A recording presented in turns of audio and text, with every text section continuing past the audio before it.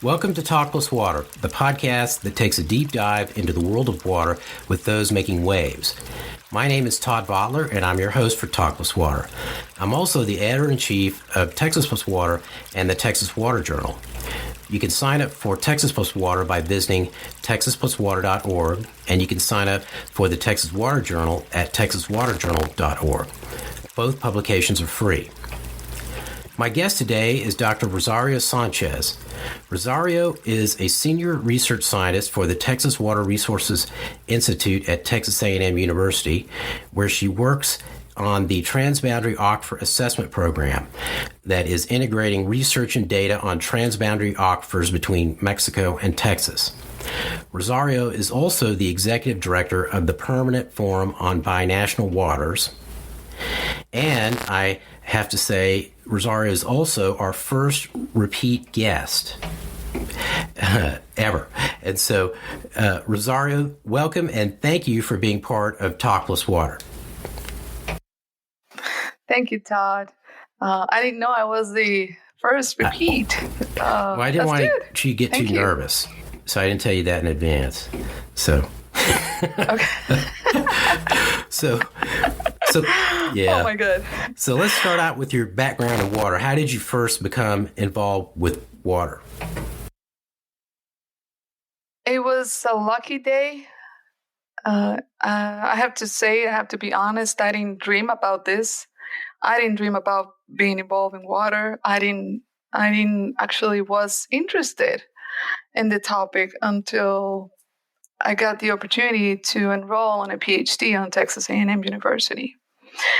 And that PhD, that opportunity was on water, and I doubted at the beginning because I didn't have a training. My left side of my brain was not used for a while.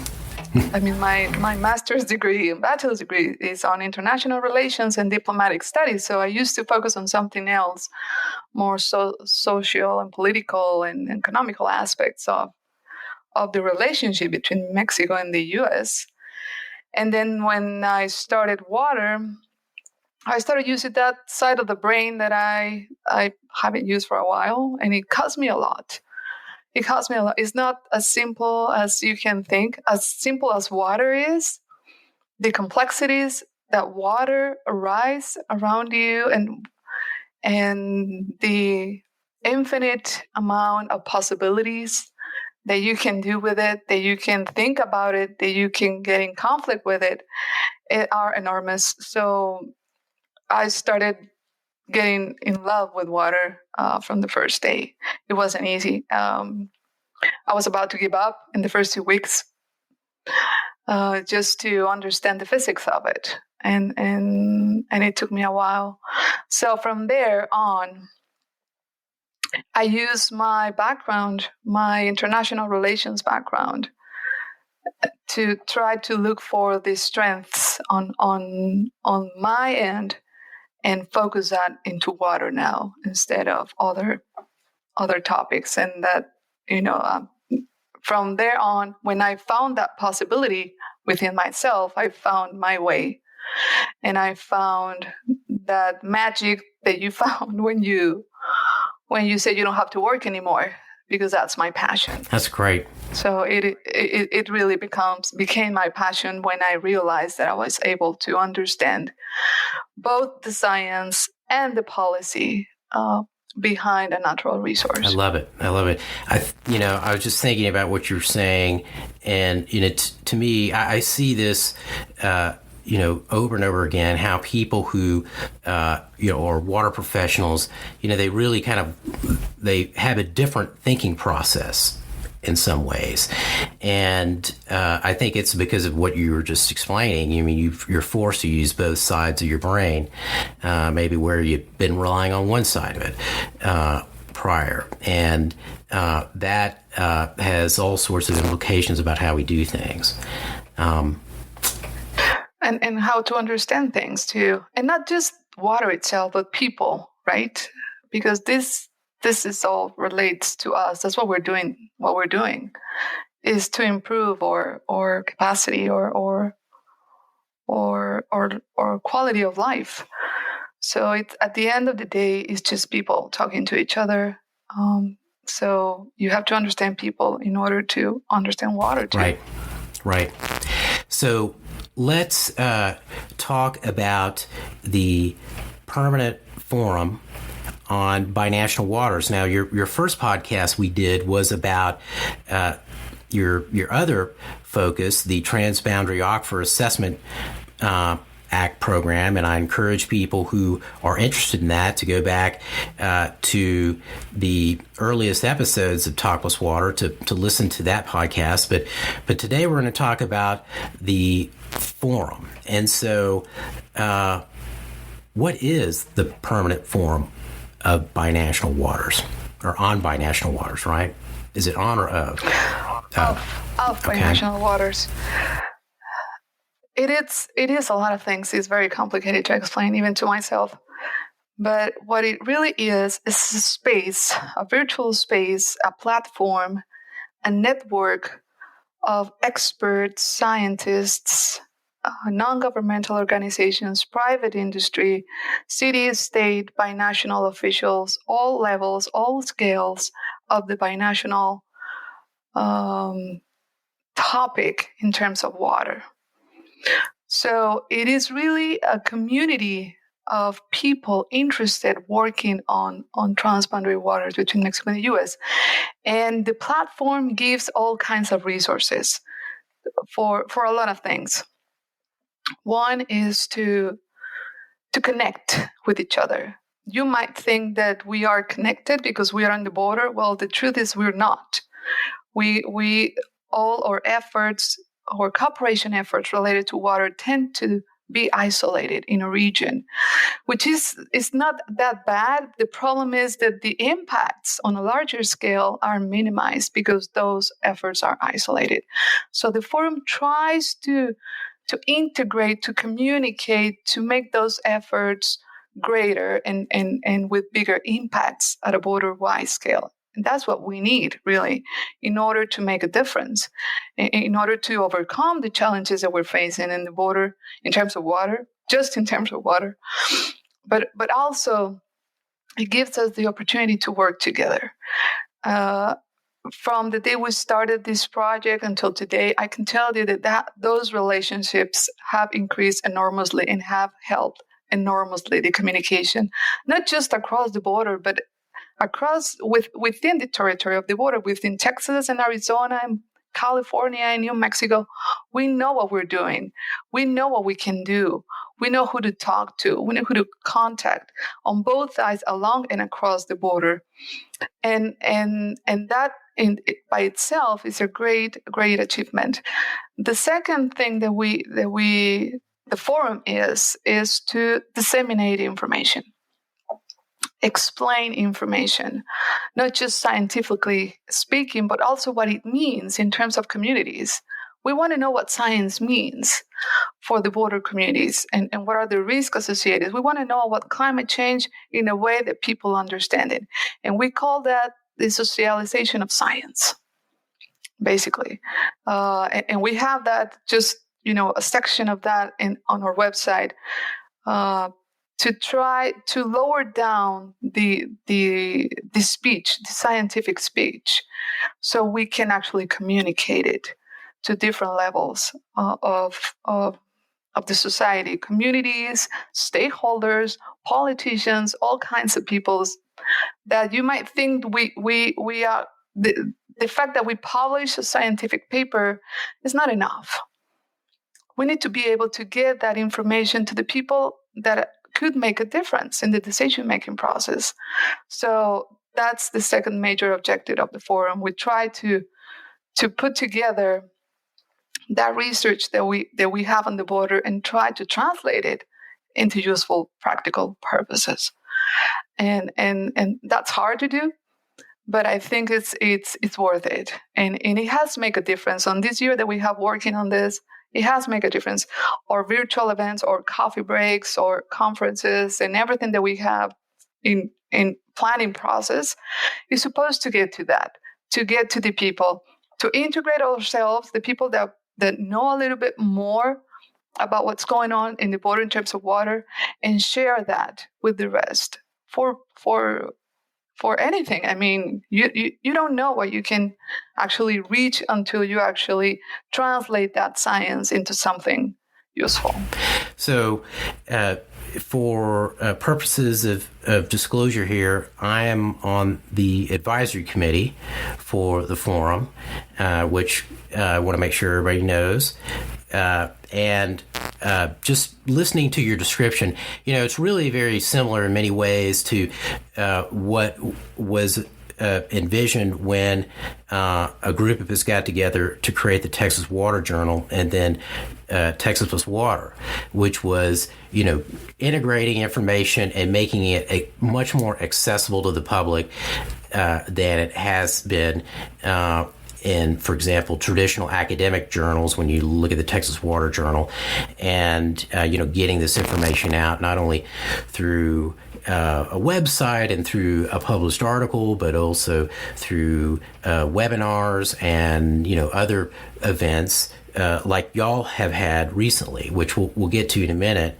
But first, I want to ask, did your work on the Transboundary Aquifer Assessment Act program, did that really, doing that, did you see, okay, we have a need now to figure out a way to get this information out to people in a way that they're going to be able to use and it's going to be, understood by a larger audience? Was that work, kind of the genesis for creating the forum? Well, I am not sure if I would call it the genesis. It definitely drove me to see that gap out there.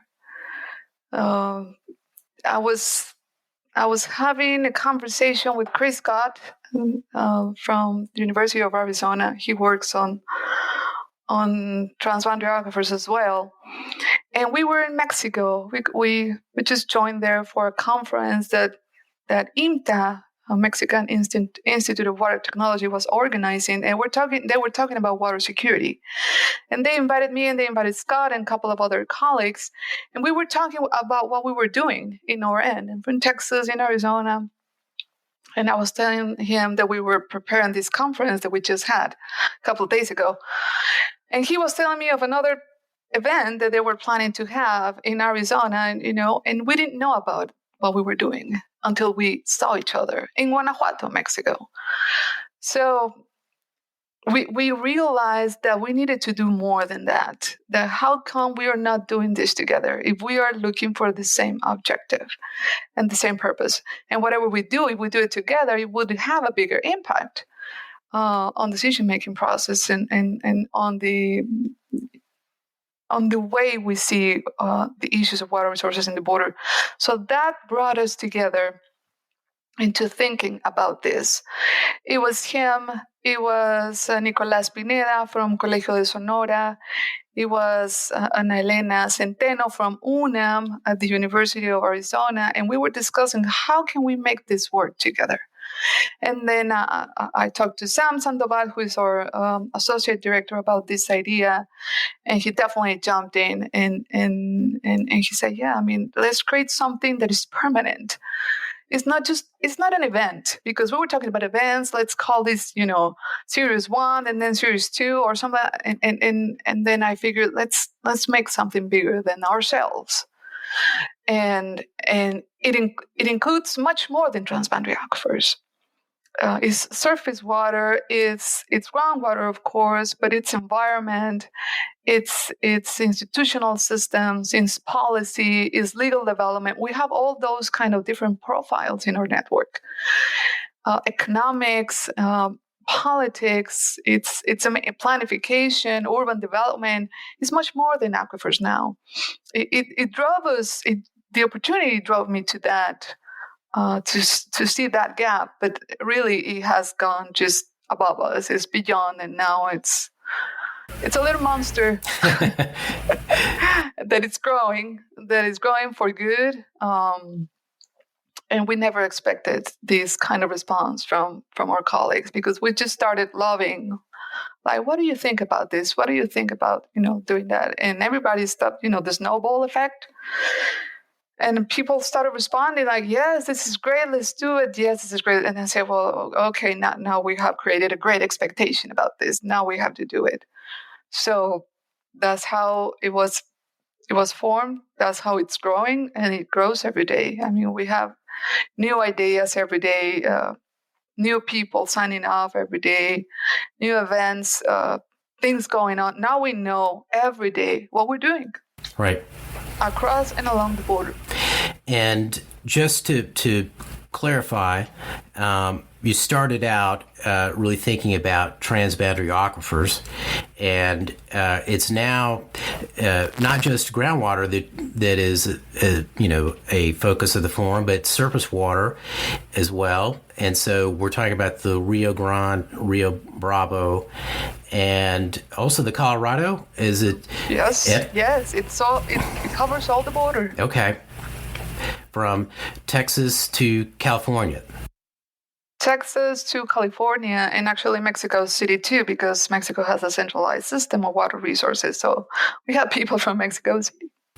And I've kind of put that together recently when I saw that you had Sharon Megdal as part of your program, who was the last guest on Talk+Water, and the research that she was doing on the Colorado River. And of course, she's at the University of Arizona and heads up the Arizona Water Research Center. Mm-hmm. So let me shift to something else here. What has been going on the last few months between the United States and Mexico regarding water deliveries under the 1944 Water Treaty and the 1906 Convention? Can you give us a summary of what has gone on, and then we'll talk about the latest developments after that? Well, it's not new what has been going on. We have seen that over the last 3-4 cycles of 5 years. Every time that the cycle ends, then there's pressure because Mexico is not necessarily not compliant with the treaty, but behind its water deliveries to Texas. So the problem, there's a combination of problems, but one is not new. We have seen these before, and Mexico and Mexico and the U.S. and have get together and figure out a way to solve it, and that they have done that so successfully for the moment at the end of the 5 cycle. However, it's been repetitive now. It's a cycle of conflict. I wouldn't call it conflict, binational conflict, because it's not really binational conflict, because they talk to each other. And Mexico always said, we're gonna pay, we're gonna comply with our treaty obligations. And the U.S. said, that's great, let's do it. That's the official language, that's the official story, and that's what happens. The uniqueness of this time is the federal government has not been able to, let's say, lead, operate, or manage those deliveries successfully to the U.S. because I attribute it to a problem of leadership, political disruptions domestically in Mexico, and basically, I would say it's just political stuff going on in Mexico that is not allowing the federal government to comply, and probably also a lack of experience in negotiating on time, and to prevent these kind of conditions before, because this is not new. Mexico should have known better what this could be and how can you deal with it before it gets to what it got.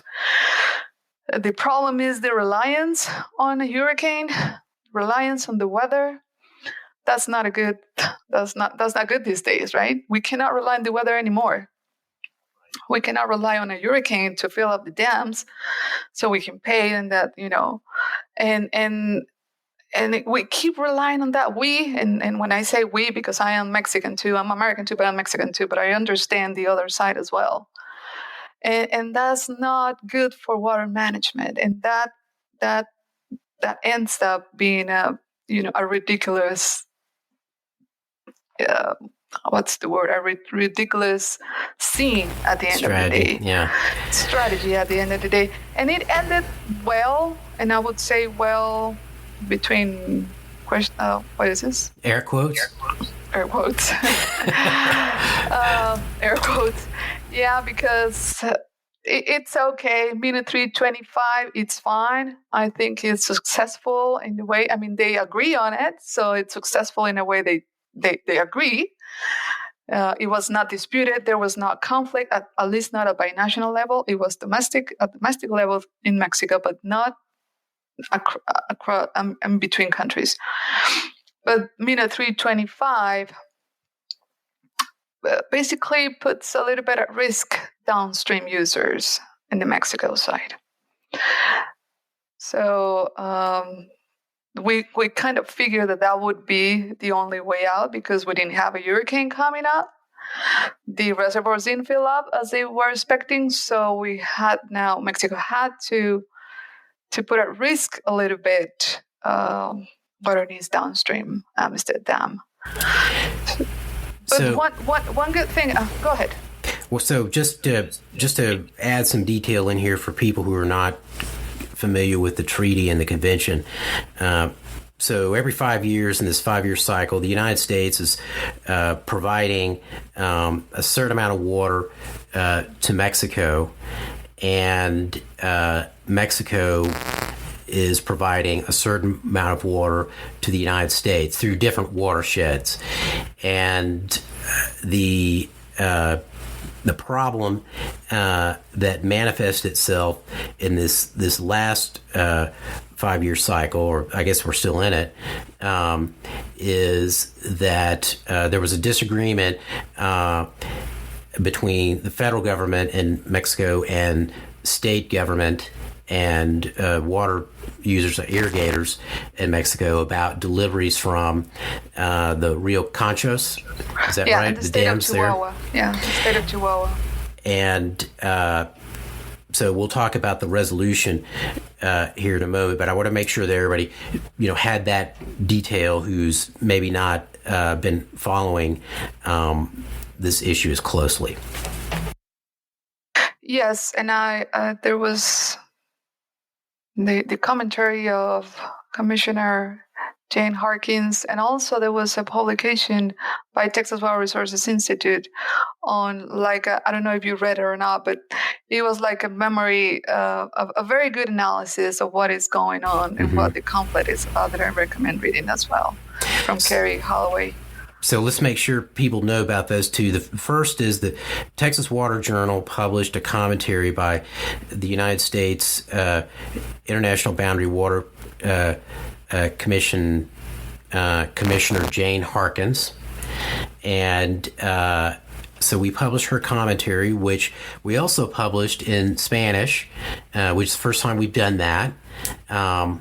And it's for the Water Journal, the jumping off point for something that I've wanted to do for a long time, and I talked to you when you originally became an editor about this, is maybe, adding an editor in Mexico and having some more publications having to do with the issues that we're talking about today that are in English and Spanish, and so they're available to again a much wider audience on both sides of the border. And then the Texas Water Resources Institute, Carrie Halliday, published another or an article on this issue. And was that in Texas or TXH2O? What was that published in? It's not yet. It will be part of H2O. Okay. In a couple of weeks, but she released that a little bit before the end of the cycle which was October 24th. And I think the minute got signed the week before, or something like that, a couple of days before that, the end of the cycle. But it is online, accessible, just that article itself, and then it will be included on a much bigger story of the Rio Grande on the H2O in a couple of weeks. Great. And so in the commentary that Commissioner Harkins published through the Texas Water Journal, there were hints about a resolution in there.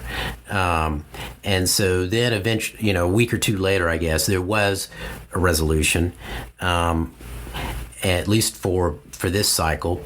Can you talk about that? What constitutes the resolution to the issue that we've been talking about here over the last, month or two?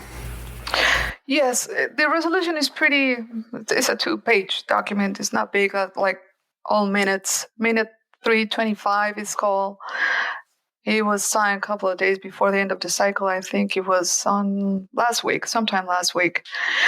And it says mainly 3 things. First, Mexico will comply with his treaty obligations with the amount of water that it still owed to Texas.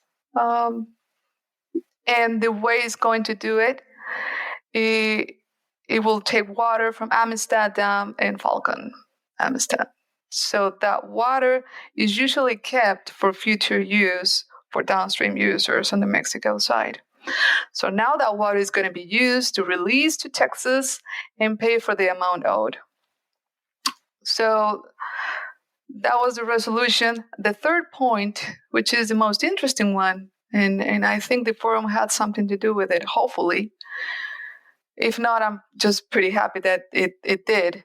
They decided to create this Rio Grande working group that it should integrate experts on the Rio Grande to develop a model for future predictions, water deliveries, and data sharing. So these working groups should help manage and make decision-making process a little bit easier for both sides of the border, and to try to prevent that this situation, repeats again in the next 5 cycles. So that's new. The good thing is we have this working group. The good thing is that now, public officials are recognizing the need that there's more research to be done, because right now we just don't have the same water that we have in 1944. We have a lot more population, and the expectations of population growth is just going to duplicate in the next 40, 50 years in the border. And then we have climate change, and we have no more extraordinary droughts. We just have ordinary droughts all the time. Right. And that is not contemplated in the treaty. Climate change is not contemplated in the treaty. Population growth is not contemplated in the treaty. Environmental flows are not contemplated in the treaty. So there are a lot of challenges out there that we need to be thinking about it. We can just be focusing on volumes of water. You take 2 and I take 1. That's not going to work anymore. Everything has to be adapted, negotiated, and prevented. Prevented in a way to avoid disputes and conflict, and get all the stakeholders involved, so we don't have the same condition that we just had a month ago with farmers in the state of Chihuahua trying to protect their water because they need the water. Of course, they have the right to water. Why would they give it to the other side of the border? Right? And they have their own right, but Texas has its own right as well, and Mexico has an obligation, and international. So everybody's right. Right. So we need to meet in the middle and figure out what will be the priorities for next couple of years. And I hope that this working group actually looks towards that. And that's the good thing about it. The a little bit risky thing about it is that, the commitments to downstream users for next year might be in, if we don't get enough rain, then the U.S., Texas in this case, for humanitarian reasons, and that's the way they call it, for humanitarian reasons, will provide water to downstream users, if that's the case. if storage levels in Amsterdam reach zero, then the Texas will provide a specific amount of water for downstream users, which is great. I mean, we're neighbors. It's just one river, right? Mm-hmm. We only have one river there, so it's okay. The agreement is fine. It works. It's just that if I were a downstream user, I would feel a little bit at risk. Sure. Like, oh my God, my water that it was supposed to be there now is not. And I have to rely on another country to give me that water for my future use, not my own country. Right, and you're talking about the Mexican side. Yes. Okay. Yes. That's Nuevo León. That's Tamaulipas. I'm part of Coahuila as well. And so, in the resolution that was reached, the water's going. Some of Mexico's water in Amistad and Falcon will be released downstream, I guess mostly for irrigators in the Rio Grande Valley on the Texas side to use. And if there's not enough to meet Mexico's needs from those reservoirs next year, the United States will make up that water and provide it. And Texas, basically. Texas will. And there's also the creation of this working group that's going to be modeling and looking at future water conditions, which I'm going to talk about that for a minute, because that's a key feature in a lot of domestic water disputes when there is some resolution is a kind of a stakeholder group that is modeling and looking at conditions and trying to anticipate when we're going to be in a problem year, so that maybe some measures can be taken. I don't know if that's what's anticipated here. Maybe some kind of dry year option or something for some of the water users in Mexico and the United States eventually. But it's obviously. If people are working together in advance to try to identify problem years, that's a significant step forward, I'd say. That is, it's not usual, especially now between Mexico and Texas. We have those kind of languages. We have that kind of language of cooperation, modeling, monitoring. Surface groundwater interactions and on the Colorado River basin. We have some examples on that there, but in the case of Mexico and Texas, the minutes, this is pretty unique. I would say this is the first one that actually addresses that kind of stuff. And that's a big milestone in the relationship between Mexico and Texas and because we have to make that difference.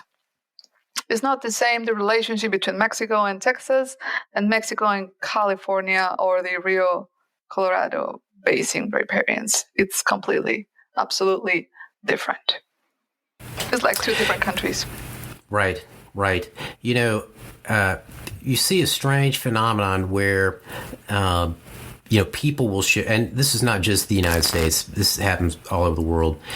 You'll see a map of a continent, and one country is kind of like colored in or something, and people have this mindset, what's happening in this area that's not colored in is not affecting what's going on in the area that is colored in, that part of the map. And it looks like we're kind of slowly moving away from that. I know, for example, there are a lot of different small examples of it. When we, through Texas+Water, we have a feature called The Outlook, which Robert Mace does, and he talks about what's going on in Mexico, in addition to what's going on in the United States. And I think it has Canada in there too. Talking about North America as a continent and how water is going to be influenced by things happening in terms of weather in that feature on both sides of these borders. And also, I mean, just if you think about Texas, for example, we used to not think too much about, well, what's going on in New Mexico or Colorado, for the Rio Grande. Well, the Rio Grande starts up in Colorado. And so, if you're interested in what's going to make it to you down at the end of the Rio Grande, it's a good idea to be thinking about not only Texas, but New Mexico and Colorado, and what's going on in the Mexican states, which are part of that watershed as well. Yes, I believe there is a value there that we usually miss when we are assessing or analyzing a shared river basin.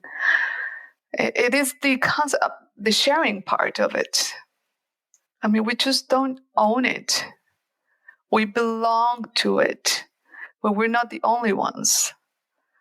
So we don't own the basin. We share it. And that concept of sharing I don't think is well understood. I think it's out there somewhere, you see it everywhere, but you don't really understand it. I mean, we fragmented the basin in order to study it. For funding reasons, for capability, for modeling purposes, for whatever purpose you want to call it. But that has taken us to this route of mindsetting that we have a part of the basin, and that outside of that part of that fragment of the basin, nothing really happens, so nothing really matters. And that is so much not true, and that is affected the holistic perspective of a basin in a way that everything that we do is just fragmented, and so are our efforts, and so are our intentions to make some difference on the management of the basin. The sharing part concept needs to be understood in a way that we all feel part of a solution downstream, upstream, middle stream, regardless if you're in Texas, Colorado, Mexico, New Mexico. We need to have that mindset change. That is a paradigm. Actually, it's right. It's from in the scientific community. We are all part of that. We have done that, and now we want people to think abroad. But we can actually offer alternatives for a broad perspective, scientifically speaking. So, and then we complain that we're not looking at it holistically when we fragmented the basin. Right. From the beginning. Right. So it's like it's very complicated, but that has affected our way to understand things. And I was having a conversation the other day on social media, actually, with a representative from the state of Texas, and we were talking about the conflict between Mexico and not Texas, of course. He was, ravaging. He was just, we need to get that water out of Mexico, and they have to pay, they have to comply with the treaty. And he's right. I mean, all his arguments were right.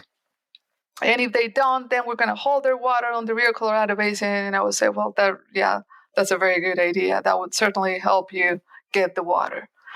I mean, that is not going to get you the water. And it's not just Texas here. And it's not even Mexico here. It's Chihuahua too. It's Nuevo León. It's Coahuila. It's Tamaulipas. People have died in this.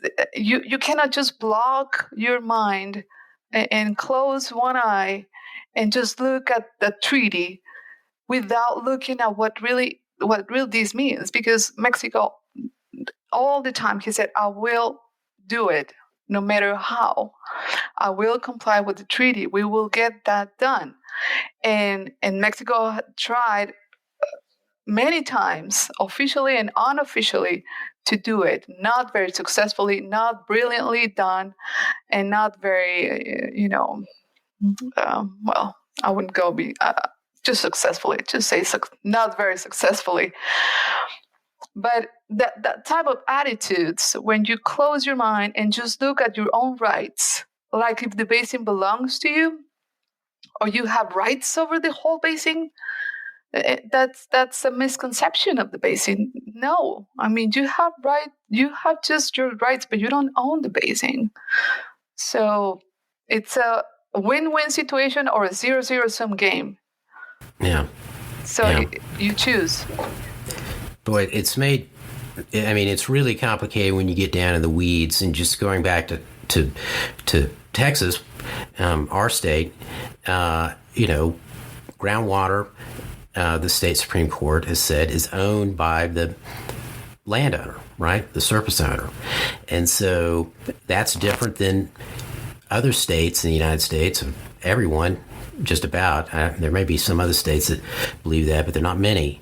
And so, I mean, the complicated nature of how it's treated on the local level, and then the state level, and then the level that is pertinent between states in the same nation, and then in between nations, is the final layer. And that's a complicated cake to bake, all those layers, which are quite different each of themselves, and which people have to kind of master that, an understanding of that, and an understanding of the nature of these transboundary aquifers and the surface water that's shared between these nations and regions, as well as also the changing climate laid on top of that. I mean, it's just, your discussion about left and right brains. Boy, we need our left and right brains working together more than ever for issues like this. I mean, and in that regard, I'm going to pivot to your forum, which you hosted recently about, and I'm going to try to make sure I read this correctly. The forum was called the United States-Mexico Transboundary Groundwater Conference, Innovative and Creative, I'm getting it wrong here, Strategies for Unprecedented Challenges. That's the last part I want to make sure I got. Innovation and Creativity Strategies for Unprecedented Challenges. So tell me about that conference, which I guess you had right after the resolution of the current 5-year cycle issue. Is that correct? Yes, it was before. Before, yes, okay. 14 and 15, and I think the resolution was signed a week later. After that, it was a very interesting and I would say a very successful conference. It really exceeded our expectations. It was hard to plan something online these days. It's just so many details, technical stuff, people from all over the world. And it has its advantages. It's free now. You don't have to pay to go to a conference. You don't have to travel. A lot less carbon footprint for academics. And now it's truly binational. So I don't know if you know about this, but when there are binational events, let's say in Mexico, you have 80 Mexicans and 15 Americans. And then you do it on the US, you have 80 Americans and 15 Mexicans, right? So when you do it online, you really have the big chunk of both sides. So it was pretty good. We have an audience that we didn't expect the whole time. Also very active, very what's the word? I mean, very intense, passionate people. Really, people that work on transboundary aquifers. I don't know why, but we like it so much. I think we are a little bit of masochist people because it's very complicated. It's like you jump in a hole and you don't know where you're going to get. So there were all those people there, connected, interested. So they were very dynamic, very fun. We have our Day of the Death celebration during our happy hour, the Calaverita session. We have people from all kinds of all sectors, officials, the commissioner, the U.S. IBWC commissioner was there. We have IMTA, Instituto Mexicano de Tecnología del Agua, who are our co-hosts, along with Texas Water Resources Institute. We have 50 or so different institutions. We have speakers from US, Mexico, England, Scotland, Canada, experts on the topic. So we've really got very interesting findings. And now that we were talking about scales and layers of complexity, groundwater, it's even more complex than surface water because you can't see it, right? Right.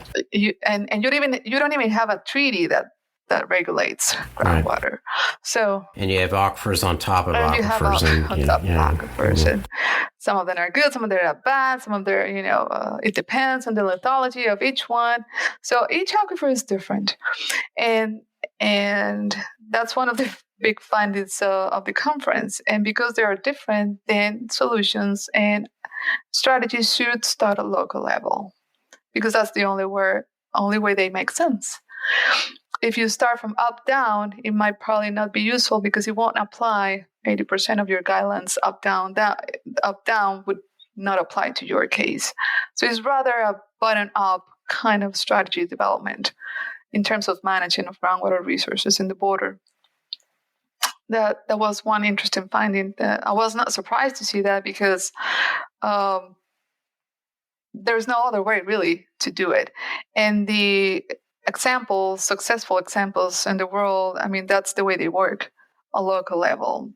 The higher the level you want to get, the more complexity, the more formality that you require, like a minute kind of a process, the harder it will get, and the least attractive to people working on these topics.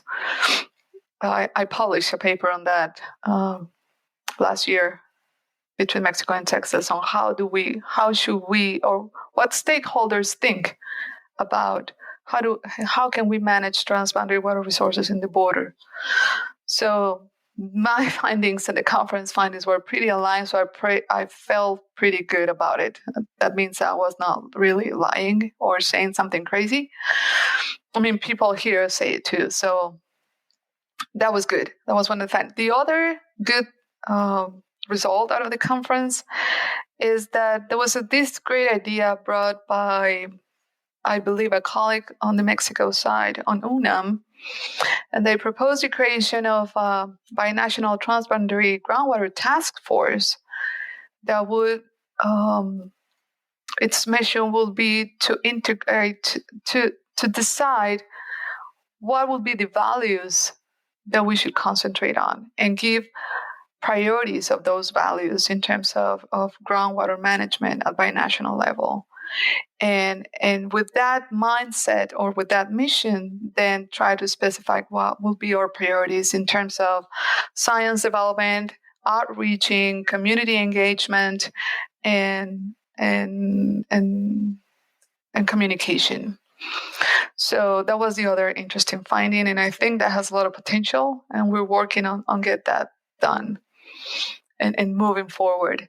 The final report of the conference is, we uploaded that yesterday on the Binational Water Forum's website.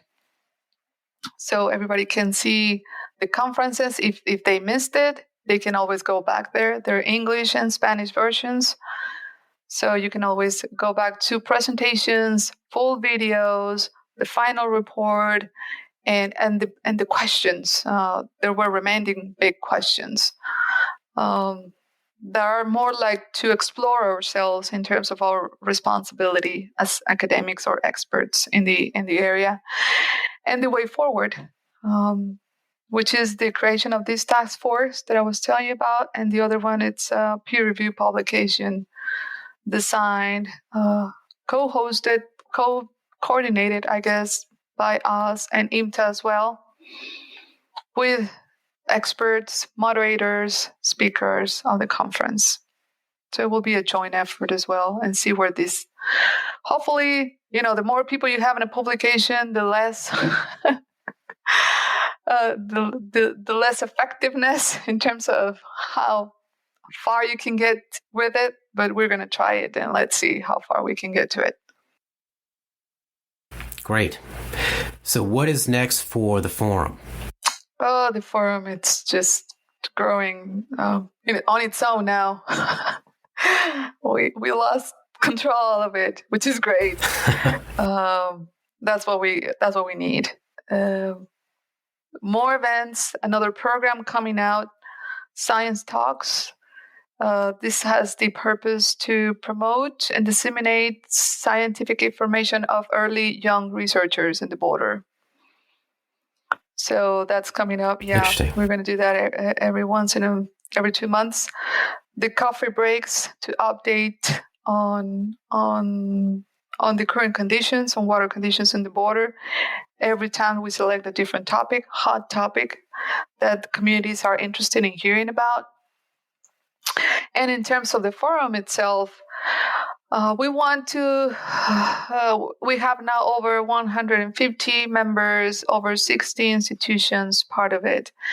And we're trying to reach greater audiences. And of course, we need to get more funding in order to be sustainable over the future. So we're working on fundraising events, planning for them, fundraising events, and getting ourselves into outside the, I would guess, the border, with the border, water borders as our subject, but reaching to other areas, other territories in the world. We want to set an example. We want to lead the discussion. We want to support, to provide, to integrate all those efforts that are around at every different scales and say, hey, here we are. What do you need? Okay, we need to create a working group on this. Okay, go to the forum, select, pick. What do you need from us? Hey, let's try to advertise this event, this upcoming effort on surface groundwater interactions. Well, we support that.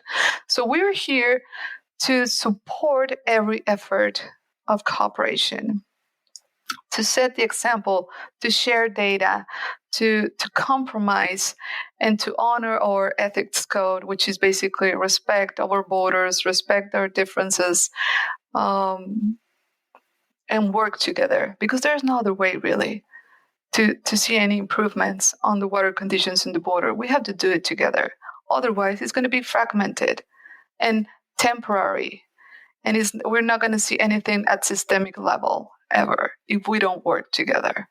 And we need to understand that, and that's a huge thing. It might sound like trivial. It might sound like, yeah, let's work together. That sounds very common, right? It's not easy to work together. It's not easy. It's not easy to communicate. Not even to communicate is easy. But that's the only way to do it. We usually take that as a given. Communication is a given, and it's not a given, really. I mean, if you don't communicate effectively, you don't build trust. And if you don't build trust, you don't build absolutely anything else.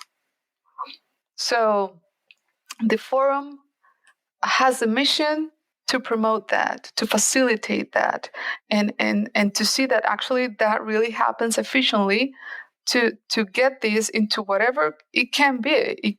The forum, we don't have the limits. I don't set the limits. I just let it go and let it flow with its members, because that's the most, I think, honest way to do it. And that's how water works too. So we just try to mimic water here. Great. That's great. Rosario, how can our listeners find out more about the permanent forum of Binational Waters? Well, our website has absolutely everything that we're doing. Binationalwaters.tamu.edu. Can you repeat that, please? Yes. Binationalwaters.tamu.edu. TAMU as TAMU.edu. You can go in there, check our network, check our events, our services, our planning event services, our databases, our resources, our news, our archive. We have an archive or peer-reviewed publications on the border. We're building that as we move forward. We have a MythBusters section too, on myths and facts of the border and water issues, of course, related to that. We have other sections also for logistical services for members. We have videos. We have all the profiles of our members and the way to contact them. We have, I don't know, I mean, that's just visit the website and you'll see what we have in there. Great. Rosario, I really enjoyed this. Thank you for joining us today. Thank you, Todd. I hope I made sense. Sometimes my English cross the border and goes other places. No, it was front and present today, and just say that I note that last time we got together, it was an hour and 5 minutes. So we're keeping it under an hour today, which is even better. Yeah, but a lot of people listen to that really long show. It was the longest one I've done, and I had a lot of people listen to it. So I've got high hopes for interest in our discussion today. Yes, me too. Me too, because this is good stuff. I mean, it's not because it's coming from me, because it's really what is going on out there. So yeah, people should just explore a little bit beyond your borders, and you'll see a lot of fun things going on. That's right. This has been Talk+Water. My guest today was Dr. Rosario Sanchez, Executive Director of the Permanent Forum of Binational Waters. My name is Todd Votteler, the host of Talk+Water. Let's talk water again soon.